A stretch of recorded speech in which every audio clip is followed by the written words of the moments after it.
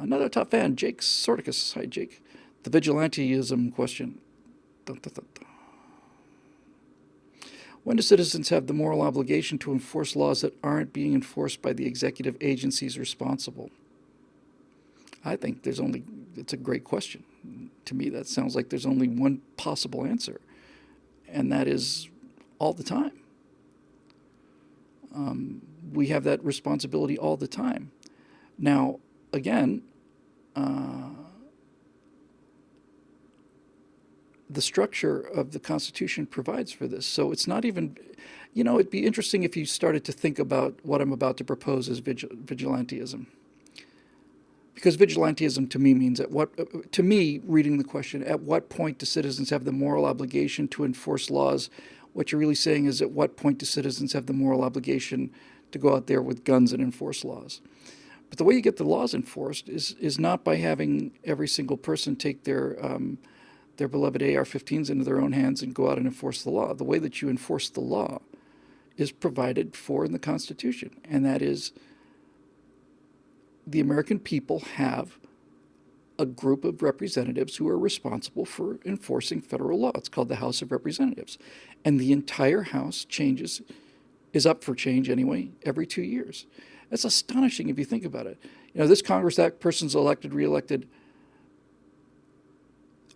A day could come, theoretically, where the entire House of Representatives is composed of rookies, of people who've never been there before.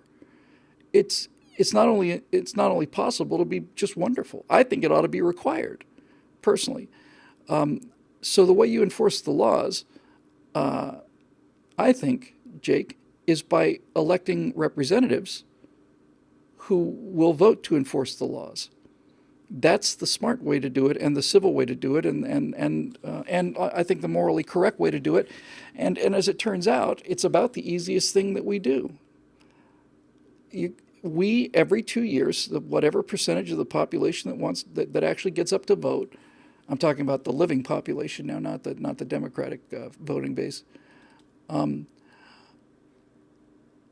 I think that's how you do it. And this is how the founders expected it to be done. Founders basically said, no, of course the country's going to run into problems. Of course the American people will make mistakes, and of course there will be charlatans and liars and cheats who are convincing, who managed to get away with murder for a while. But the fact that we can flip the entire House in every 2 years is a remedy that the American people have for making mistakes. And the reason that the Senate, back when the Senate actually meant something before the 17th Amendment, and the reason the Senate took 6 years to renew was because you didn't want people making massively, you didn't want them overreacting or over oscillating the pendulum. So there you go.